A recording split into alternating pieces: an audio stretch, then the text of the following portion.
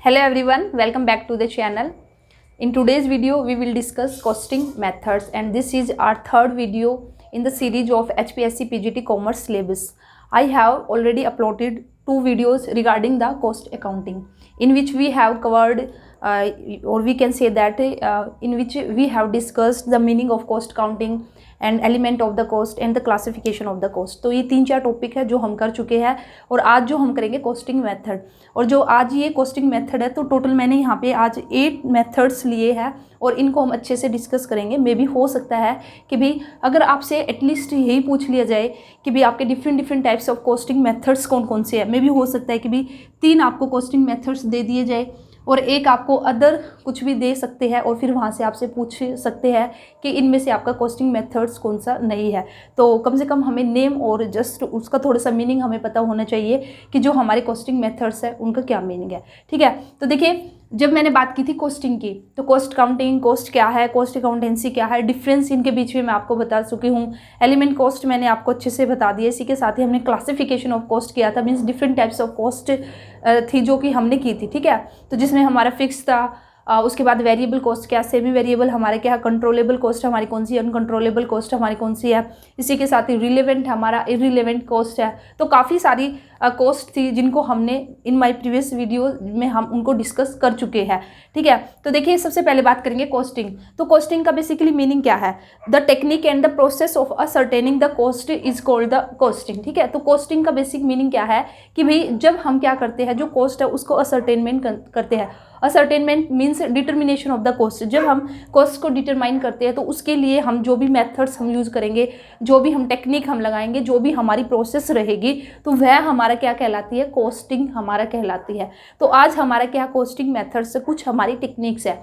जो costing techniques है उसको हम हमारी जो आगे की वीडियोस रहेगी फर्दर्स वीडियो भी डिस्कस करेंगे। और आज सबसे पहले हम स्टार्ट करेंगे कॉस्टिंग मेथड्स में। हमारे जो फर्स्ट मेथड्स है जॉब कॉस्टिंग। ठीक है, उसके बाद जैसे कि आपने देख लिया यहाँ पे 8 हमारे मेथड है। फिर कॉन्ट्रैक्ट कॉस्टिंग है, बैच कॉस्टिंग है, कॉस्ट प्लस कॉस्टिंग है, प्रोसेस कॉस्टिंग है, ऑपरेटिंग कॉस्टिंग है, यूनिट कॉस्ट, कॉस्टिंग आउटपुट या फिर सिंगल कॉस्टिंग भी इसको बोलते हैं। और इसी के साथ ही हमारा लास्ट रहेगा डिपार्टमेंटल कॉस्टिंग। तो सबसे फर्स्ट है हमारा जॉब कॉस्टिंग। तो देखिए जॉब कॉस्टिंग हमारा बेसिकली क्या है? When the product is not highly repetitive nature. तो जॉब कॉस्टिंग में बेसिकली हमारा क्या आएगा कि भाई जब हमारा जो भी हमारी जॉब है, ठीक है, या हमारा जो प्रोडक्शन है वो रिपीटेटिव नेचर का नहीं है, तो वहाँ पे बेसिकली हमारा कौन सा मेथड यूज होगा? जॉब कॉस्टिंग का। तो बिल्कुल एक छोटा सा एग्जांपल मैं आप लोगों को देना चाहूँगी, उससे बिल्कुल आपको अच्छे से क्लियर हो जाएगा। जैसे ही आप किसी भी शॉप पे गए हो, आप रेडीमेड गारमेंट खरीदने गए हो, ठीक है, तो वहाँ पर आप गए, वहाँ पर आपने कपड़े अपने लिए आप कपड़े लेने गए, तो एक आपको शॉप दिखाई दी कि भाई वहाँ पर आपको जो कपड़े है, शर्ट है, सूट है, जो भी आपको ख़रीदना है, तो ऑलरेडी वहाँ पे तैयार है। ठीक है, तो वहाँ पे आपके अकॉर्डिंग उसको मीन्स आपसे पूछ के नहीं बनाया गया कि भाई आपको कैसा चाहिए कैसा नहीं चाहिए। आपने जैसे मॉल में आप गए, ठीक है, आपको एक शर्ट लेनी है, तो आपको वहाँ पे बहुत सारी शर्ट देखने को मिलेंगी। ठीक है, आप वहाँ से कोई भी शर्ट है उसको ले सकते हो। लेकिन दूसरी तरफ अगर आप चाहते हो कि नहीं मैं खुद से कपड़ा लेके और अपनी मनपसंद की जो शर्ट है वो बनवाऊंगा, तो उसके लिए आप किसके पास जाओगे? टेलर के पास जाओगे। ठीक है, फिर टेलर आपकी मेजरमेंट लेगा, आप टेलर को बताओगे कि भाई आपको किस तरह की शर्ट चाहिए। तो बेसिकली जो आप टेलर के पास गए हो, तो हम इसको क्या कहेंगे? जॉब कॉस्टिंग हम कहेंगे। तो यहाँ पे जो आपका प्रोडक्शन होगा, ठीक है, जॉब कॉस्टिंग के अंदर बेसिकली जो प्रोडक्शन होगा वो ऑर्डर बेस पे आपका होगा। आपको ऑर्डर मिलेगा कि भी ऐसे ऐसा हमारा जो प्रोडक्ट है आपको तैयार करके देना है, तो वो हमारे किसके अंदर आएगा? जॉब कॉस्टिंग के अंदर आएगा। ठीक है, तो यहाँ पे आप लिख सकते हो when the production is not highly repetitive. ठीक है, यहाँ पे जो प्रोडक्शन है वो आपका नॉट हाईली, भाई रिपीटेटिव नेचर का नहीं है, तो रिपीटेटिव नेचर का नहीं है तो वहाँ पे हम यूज करेंगे जॉब कॉस्टिंग का। ठीक है, cost can be identify by the order number. ठीक है, यहाँ पे एक तरह से बेसिकली आपको ऑर्डर मिलेगा कि भाई आपको स्पेसिफिक ये जो प्रोडक्ट है इसको तैयार करके देना है। और जब हमारा इस तरह का प्रोडक्शन होगा, इस नेचर का हमारा प्रोडक्शन होगा, तो वहाँ पे बेसिकली हम कौन सा मेथड यूज करेंगे? जॉब कॉस्टिंग हम मेथड यहाँ पे यूज करेंगे। ठीक है, और यहाँ पे जैसे आपका यहाँ पे अगर आप एग्जाम्पल लिखना चाहो तो एक एग्जाम्पल यहाँ पे लिख सकते हो, प्लांट मेकिंग स्पेशलाइज्ड इक्विपमेंट। ठीक है भाई, आपने बिल्कुल अपने एक स्पेशलाइज्ड इक्विपमेंट है, ठीक है, वो आपने बनवाया है, तो उसके लिए जो हमारा मेथड रहेगा उसके लिए हम कौन सा मेथड यूज करेंगे, जॉब कॉस्टिंग मेथड हम यूज करेंगे, ठीक है।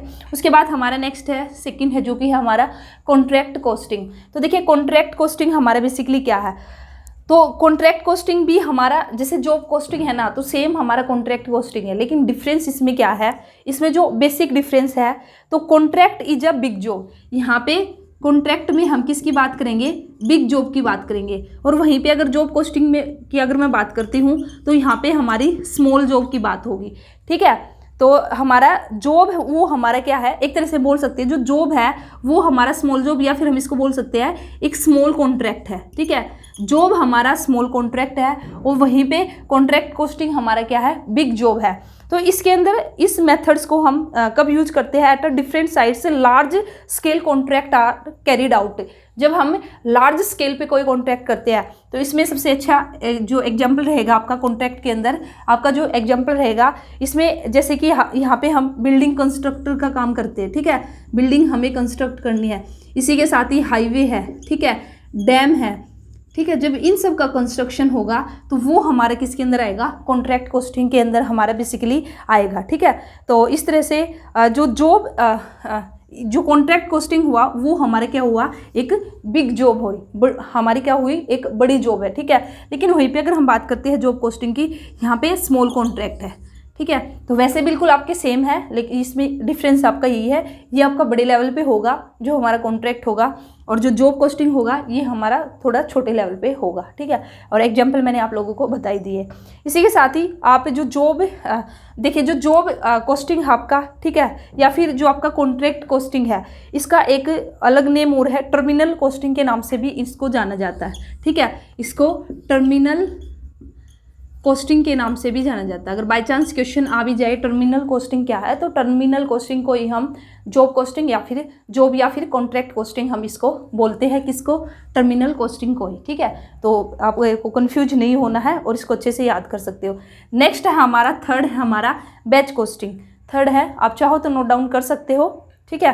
तो देखिए अब जो हमारा थर्ड कॉस्टिंग मेथड है वो हमारा क्या है, ये है हमारा बैच कॉस्टिंग। तो देखिए बैच कॉस्टिंग बेसिकली हमारा क्या है, वेयर द ऑर्डर और the job are arranged in a different batches. तो यहाँ पे हम बेसिकली बात करेंगे बैचेज की, ठीक है। यहाँ पे हम किसकी बात करेंगे, बैचेज की यहाँ पे बात करेंगे। तो जब भी हमारा जो भी ऑर्डर होगा या जो भी हमारी जॉब रहेगी उसको हम अरेंज करेंगे in different batches after taking into account the convenience of the producing articles, ठीक है। इसमें बेसिकली क्या होगा कि भाई यहाँ पे हम सिर्फ एक प्रोडक्ट की बात नहीं करेंगे, ठीक है। यहाँ पे हमारे आइडेंटिकल प्रोडक्ट होंगे और ग्रुप में हम बात करेंगे, पूरे बैच के बैच हमारे चलेंगे एक साथ हमारा, ठीक है। एक साथ हमारे बहुत सारे जो प्रोडक्ट होंगे वो निकल के आएंगे और बैचेज में हमारे क्या होगा, प्रोडक्शन होगा। तो इसमें सबसे बेस्ट एग्जाम्पल की अगर मैं बात करती हूँ तो आपका जो है फार्मास्यूटिकल, ठीक है। तो यहाँ पे देखिए जब हम मेडिसिन वगैरह बनाते हैं, ठीक है, जब भी मेडिसिन बनती है तो ऐसा नहीं है कि भाई आपके एक एक टैबलेट बनेगी, ठीक है। तो पूरे बैचेज में हमारा चलता है, ग्रुप में हमारा चलता है, और उस तरह से जो आपकी मेडिसिन है वो आपकी बनके तैयार होती है, ठीक है। तो हम यहाँ पे बोलते हैं जो cost of group of product यहाँ पे निकालेंगे हम। यहाँ पे सिर्फ एक प्रोडक्ट की हम, ऐसा नहीं है कि भाई एक टैबलेट की हम कॉस्ट निकालेंगे। यहाँ पे जो कॉस्ट निकलेगी, कॉस्ट ऑफ ग्रुप, जो पूरा ग्रुप रहेगा, जो बैच रहेगा, ठीक है। तो बैच में हम क्या करेंगे, जैसे कुकीज़ ही हम बना रहे हैं, तो जो कुकीज़ हम बना रहे हैं पूरा बैचेज में कि भाई एक साथ है ना कम से कम 100 कुकीज़ तैयार होके आ रही है, तो ये हमारा क्या है, बैचेज में काम हो रहा है। तो यहाँ पे बैच नंबर हमारे रहेंगे, बैच नंबर इतना है या बैच नंबर कितना है, ठीक है, उसके अकॉर्डिंग, और उसके अकॉर्डिंग फिर उस बैच की हम क्या निकालते हैं, कॉस्ट निकालते हैं। मीन्स कॉस्ट ऑफ ग्रुप जो होगी या cost of group of product, cost of group of product की यहाँ पे बात की जाएगी, ठीक है। तो यहाँ पे ऐसा नहीं है कि भाई हम एक बिस्किट की हम बात करेंगे, एक बिस्किट की हमारी कितनी कॉस्ट है, ठीक है। यहाँ पे बैचेज में बात होगी, और unit of the cost is the batch और ग्रुप ऑफ द। तो यहाँ पे बेसिकली जो बैच होगा ना वही हमारा क्या होगा, यूनिट। वैसे तो यूनिट का मतलब क्या होता है, हम एक की बात करते हैं, लेकिन यहाँ पे जो बैच होगा वो अपने आप में एक होगा, और जो बैच होगा वो हमारा क्या होगा, ग्रुप ऑफ प्रोडक्ट हमारा होगा, ठीक है। तो इसमें ये होगा हमारा बैच कॉस्टिंग, ठीक है। तो यहाँ पे कोई आपका जैसे सिंगल अगर मैं बात करती हूँ यहाँ पे instead of a single job order और अ कॉन्ट्रैक्ट, ठीक है, यहाँ पे आपका कोई एक सिंगल वो नहीं चलेगा, बैच में ग्रुप में हमारी मेन बात चलेगी। तो ये कहलाएगा हमारा बैच कॉस्टिंग। उसके बाद हमारा नेक्स्ट है हमारा बैच कॉस्टिंग के बाद कॉस्ट प्लस कॉस्टिंग। तो नाम से ही थोड़ा सा हमें आइडिया हो रहा है कि भाई यहाँ पे कॉस्ट होगी और कॉस्ट में हम कुछ प्लस कर देंगे। तो कॉस्ट प्लस कॉस्टिंग का मतलब क्या है, in contract where the beside cost के अलावा इसमें हमारा क्या होगा, एन एग्रीड सम, ठीक है, एन एग्रीड सम, कुछ सम या फिर परसेंटेज हमारी होगी टू कवर ओवर हेड। जो ये हमारा एग्रीड सम होगा, कुछ एक्स्ट्रा होगा, ये हमारा क्या कवर करेगा, ये हमारा जो ओवर हेड है और इसी के साथ ही कुछ हमारा प्रॉफिट, ठीक है, कुछ हमारा क्या होगा, प्रॉफिट होगा, is paid to the contractor. The method is term as the cost plus costing. तो राइट डाउन करना चाहूँ, मैं फिर से रिपीट करना चाहूँगी, कॉस्ट प्लस कॉस्टिंग बेसिकली हमारा क्या है, in a contracts where the beside the cost, because तो हमारी जो आई है, ठीक है, तो कॉस्ट के बिसाइड्स भी, कॉस्ट के अलावा भी यहाँ पे क्या होगा, contract where the beside cost an agreed sum और percentage to cover overheads and profits is paid to the contractor, ठीक है। जो कॉन्ट्रैक्टर होगा उसको हमें जो कॉन्ट्रैक्ट होगा उसको पे करना पड़ेगा, कितना अमाउंट पे करना पड़ेगा, जो कॉस्ट है, और कॉस्ट के अलावा वो अपना कुछ प्रॉफिट भी ऐड करके बताएगा और अपना कुछ जो ओवरहेड है उनको भी ऐड करके बताएगा। तो इसी को बोला जाता है कॉस्ट प्लस कॉस्टिंग। तो जनरली ये हमारा कहाँ पे देखने को मिलता है, गवर्नमेंट, ठीक है, गवर्नमेंट केस में हमारा यहाँ पे होगा। तो गवर्नमेंट केस में हमारा क्या होगा, generally used in the case where the government happens to the contractee. तो यहाँ पे बेसिकली क्या होगा, जो गवर्नमेंट होगी ना, जो गवर्नमेंट होगी वो हमारी क्या होगी, कॉन्ट्रैक्टी, ठीक है। मीन्स भाई गवर्नमेंट ने कुछ काम है वो दे दिया है, ठीक है, किसी पर्सन को, कॉन्ट्रैक्टर को, अब वो उसको कंप्लीट करके देगा और बाद में फिर वो गवर्नमेंट को दे देगा। लेकिन अब गवर्नमेंट को क्या पेमेंट करनी पड़ेगी, गवर्नमेंट को क्या करना पड़ेगा, अब जो वो कॉन्ट्रैक्टर होगा वो गवर्नमेंट से क्या लेगा, कॉस्ट तो लेगा ही लेगा, ठीक है, उसके बदले में कुछ वो अपना ओवरहेड प्लस प्रॉफिट है उसको भी ऐड करके लेगा। तो ये बेसिकली हमारा क्या कहलाएगा, कॉस्ट प्लस कॉस्टिंग। तो यहाँ पे कॉस्ट प्लस कुछ आपका परसेंटेज रहेगा, कुछ सम रहेगा जिसमें ओवरहेड और आपका प्रॉफिट आएगा। तो ये बेसिकली हमारा मेथड है कॉस्ट प्लस कॉस्टिंग। उसके बाद जो हमारा नेक्स्ट मेथड है प्रोसेस कॉस्टिंग। नेक्स्ट मेथड है वो क्या है हमारा, प्रोसेस। तो देखिए प्रोसेस कॉस्टिंग, थोड़ा सा नाम से आपको आइडिया हो रहा होगा, process. If a product passes through the different process, यहाँ पे प्रोसेस कॉस्टिंग के अंदर क्या होगा, जो प्रोडक्ट होगा वो कई सारी प्रोसेस से होकर गुजरेगा और उन प्रोसेस से निकलने के बाद फिर फाइनली वो जाके फिनिश प्रोडक्ट में कन्वर्ट होगा, ठीक है। तो यहाँ पे हम क्या बोल सकते हैं प्रोसेस कॉस्टिंग में, if a product passes through the different stages each distinct and well defined, it is desired to known at the cost of the production of each stage। तो भाई अगर एक प्रोडक्ट है, ठीक है, एक स्टेज से गया, फिर वो दूसरी स्टेज पे गया, फिर वो तीसरी स्टेज पे गया, ठीक है, उसके बाद वो फाइनली फिनिश्ड गुड्स बन के तैयार हुआ। तो यहाँ पे प्रोसेस कॉस्टिंग में हम क्या करेंगे, हर एक जो स्टेज होगी वहाँ पे उसकी कॉस्ट है उसको निकाल लेंगे, ठीक है। जैसे फर्स्ट स्टेज की हमारी ये कॉस्ट निकल के आई, फिर हम सेकंड स्टेज की अलग से कॉस्ट निकालेंगे, थर्ड की अलग से निकालेंगे। तो यही हमारा बेसिकली क्या कहलाएगा, प्रोसेस कॉस्टिंग। तो यहाँ पे हम क्या करेंगे, separate account is open for each process. तो जो हर एक प्रोसेस है उसके लिए हम क्या करेंगे, सेपरेट अकाउंट ओपन करेंगे और सेपरेट हम फिर वहाँ पे कॉस्ट निकालेंगे कि भाई फर्स्ट स्टेज थी उस पर हमारी कितनी कॉस्ट लगी है, ठीक है।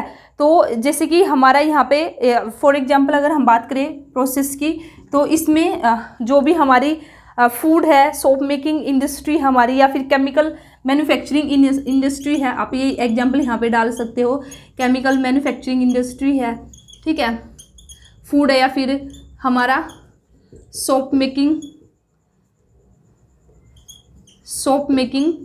इंडस्ट्री है। तो वहाँ पे बेसिकली क्या होगा, जो प्रोडक्शन हमारा चलता है, जो प्रोडक्ट हमारा तैयार होके निकलता है वह डिफरेंट प्रोसेस के थ्रू गुजरता है और उन प्रोसेस के बाद ही वह फाइनली फिनिश्ड गुड्स में बनके तैयार होता है। तो इसलिए हमें जो डिफरेंट हमारी स्टेजेस आई है, जो प्रोसेस आई है, तो उन सभी की हमें क्या करनी पड़ती है, कॉस्ट निकालनी पड़ती है। तो फिर उसी को हम क्या बोल देते हैं, प्रोसेस कॉस्टिंग हम इसको बोलते हैं, ठीक है। तो ये था हमारा बेसिकली क्या, प्रोसेस कॉस्टिंग। तो ये इजी है, ज़्यादा नहीं है, नाम में ही इनके जो आंसर है वो छिपे हुए हैं, ठीक है। नाम से ही आप थोड़ा सा आइडिया लगा सकते हो कि भाई इसमें आपकी क्या बात हुई है। उसके बाद हमारा नेक्स्ट है ऑपरेटिंग कॉस्टिंग, ठीक है। उसके बाद नेक्स्ट है हमारा ऑपरेटिंग कॉस्टिंग। तो देखिए जो ऑपरेटिंग कॉस्टिंग है इसको हम कहाँ पे यूज करते हैं, तो बेसिकली ये मेथड हमारा यूज होगा जहाँ पे सर्विस प्रोवाइड की जाएगी, ठीक है। जो इंडस्ट्री, जो भी आपकी अंडरटेकिंग है, जो सर्विस आपको प्रोवाइड कराती है, तो वहाँ पे बेसिकली हम यूज करते हैं ऑपरेटिंग कॉस्टिंग। तो इसके अंदर हम बोल सकते हैं this method is employed where the expenses are incurred for providing the services. जहाँ पे हमने एक्सपेंसेस क्यों इनकर्ड किया है, सर्विस प्रोवाइड करने के लिए। तो जैसे कि फॉर एग्जांपल यहाँ पे हमारी बस कंपनीज है, ठीक है, बस कंपनीज है हमारी, रेलवे है, ये सब किसके अंदर आएंगे, आपका ऑपरेटिंग कॉस्टिंग के अंदर आएगा, ठीक है। इलेक्ट्रिसिटी कंपनी है, इलेक्ट्रिसिटी,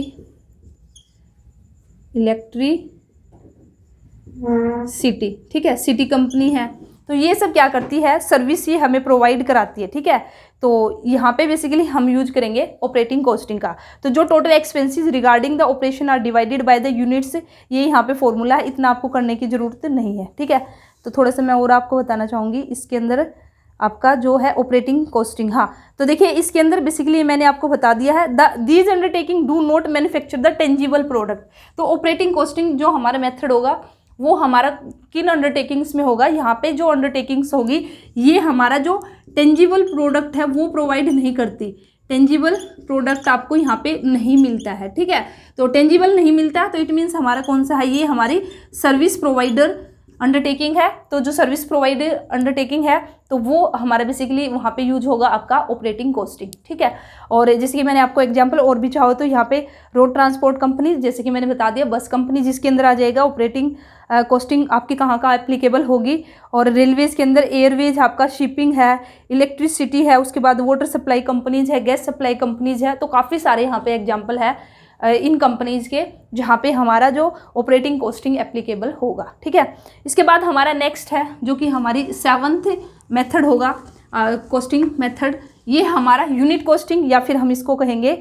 और इसी के साथ ही देखिए हम जो ऑपरेटिंग कॉस्टिंग है ना, इसका एक नाम और है, आप लिख सकते हो इसको सर्विस कॉस्टिंग भी हम इसको बोलते हैं, ठीक है, सर्विस कॉस्टिंग भी हम इसको बोलते हैं। उसके बाद हमारा नेक्स्ट है यूनिट कॉस्टिंग।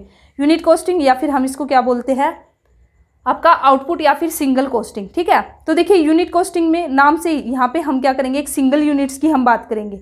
तो यहाँ पे इस मेथड्स के अंदर हमारे क्या होगा, under this method cost per unit of the output, जो कॉस्ट रहेगी पर यूनिट ऑफ आउटपुट या फिर जो भी हमारा प्रोडक्शन है, is ascertain and the amount of each element constituting such cost is determined. तो यहाँ पे बिल्कुल हम ईच, ठीक है, हर एक जो बिल्कुल यूनिट की हम बात करेंगे, कॉस्ट पर यूनिट की बात करेंगे। यहाँ पे हम किसकी बात करेंगे, कॉस्ट पर यूनिट, किसके अंदर, यूनिट कॉस्टिंग के अंदर, ठीक है। ये आपको याद रखना है, इसलिए इसको यूनिट कॉस्टिंग कहा गया या फिर सिंगल कॉस्टिंग भी इसको बोला गया। Where the products can be expressed in the identical quantitative units and where the manufacture is continuous this type of the costing. भाई जहाँ पे हमारा क्या जो प्रोडक्ट है उसको बिल्कुल हम आइडेंटिफाई कर सकते हैं, एक्सप्रेस कर सकते हैं आइडेंटिकल क्वांटिटेटिव नेचर में। फॉर एग्जांपल यहाँ पे जैसे हमारा ब्रिक मेकिंग है, यहाँ पे एग्जांपल आएगा आपका, भाई यहाँ पे बिल्कुल आइडेंटिकल प्रोडक्ट बनेगा ना, जो हमारी ब्रिक मेकिंग हम करेंगे तो यहाँ पे बिल्कुल आइडेंटिकल प्रोडक्ट होगा हमारा, ठीक है। इसी के साथ ही हमारा पेपर मिल है, तो ये वहाँ पे हमारी एप्लीकेबल होगी यूनिट कॉस्टिंग और आउटपुट, या फिर इसको हम सिंगल कॉस्टिंग भी बोलते हैं। इसके बाद हमारा नेक्स्ट है और जो कि हमारा लास्ट है डिपार्टमेंटल कॉस्टिंग, ठीक है। तो देखिए जब मैं बात करती हूँ डिपार्टमेंटल कॉस्टिंग की, तो डिपार्टमेंटल कॉस्टिंग में देखिए सबसे पहले हम बात करेंगे, मैं यहाँ पे करा देती हूँ आपको डिपार्टमेंटल कॉस्टिंग, ठीक है। तो देखिए अगर मैं बात करती हूँ किसकी, डिपार्टमेंटल कॉस्टिंग की, अ बिजनेस इस्टेब्लिशमेंट में have a number of departments each dealing in a different types of the goods. तो डिपार्टमेंटल, देखिए डिपार्टमेंट्स का मतलब क्या है कि भाई आपके कोई भी बिजनेस ऑर्गेनाइजेशन है, ठीक है, आपकी एक ऑर्गेनाइजेशन है लेकिन वहाँ पे डिफरेंट डिपार्टमेंट्स है। फॉर एग्जांपल आपकी ये एक दुकान है, आपने इसमें 3 डिपार्टमेंट बना दिए, ठीक है, 3 डिपार्टमेंट आपने बना दिए कि भाई आप यहाँ पे जो क्लॉथ है, ठीक है, कपड़ा भी आप बेच रहे हो, इसी के साथ आप शूज़ भी आप यहाँ पे बेच रहे हो, ठीक है, और इसी के साथ ही आप यहाँ पे कोई भी थर्ड आइटम भी ले सकते हो, ठीक है। यहाँ पे कपड़े हो गए, आपके शूज़ हो गए, और वो चीज़ मैं ले लेती हूँ, ठीक है, घड़ी भी अभी आप बेच रहे हो। तो इस तरह से जो आपकी दुकान थी उसमें आपने डिपार्टमेंट बना दिए, 3 डिपार्टमेंट यहाँ पे आपने बना दिए, ठीक है। या फिर हम यहाँ पे ये भी बोल सकते हैं, जैसे LG है तो LG का आपको टीवी भी देखने को मिल जाएगा, रेफ्रिजरेटर भी आपको देखने को मिल जाएगा, ठीक है। और भी बहुत सारे प्रोडक्ट है जो LG के आपको देखने को मिलेंगे। तो इसका मतलब LG ने क्या कर रखे हैं, अपने अलग अलग डिपार्टमेंट बना रखे हैं। It means a business establishment है, LG आपके एक बिजनेस इस्टेब्लिशमेंट है, may have a number of the department, और यहाँ पे अलग अलग आपके डिपार्टमेंट है, each dealing in a different types of the goods, और हर एक डिपार्टमेंट है वो अलग अलग टाइप्स ऑफ गुड्स में यहाँ पे डील करेगा, ठीक है। तो वॉशिंग मशीन भी है, जैसे आपकी वॉशिंग मशीन भी है, तो ये अलग अलग डिपार्टमेंट है। तो डिपार्टमेंटल कॉस्टिंग बेसिकली हमारी क्या होगी, तो डिपार्टमेंट्स का आपको पता तो चल ही गया। तो डिपार्टमेंटल कॉस्टिंग के अंदर हमारे बेसिकली क्या होगा, जो अलग अलग डिपार्टमेंट है अब हम इनकी अलग अलग से कॉस्ट निकालेंगे कि भी जो टीवी है उस टीवी का जो डिपार्टमेंट है उसकी हमारी कॉस्ट क्या रहेगी, रेफ्रिजरेटर का है जो हमारी उसकी क्या रहेगी मीन्स फ्रिज, और इसी के साथ ही वॉशिंग मशीन का हमारे क्या रहेगा। तो यहाँ पे हम सेपरेट अकाउंट ओपन करेंगे, ठीक है, या हम बोलेंगे डिपार्टमेंटल अकाउंट्स यहाँ पे हमारे ओपन होंगे।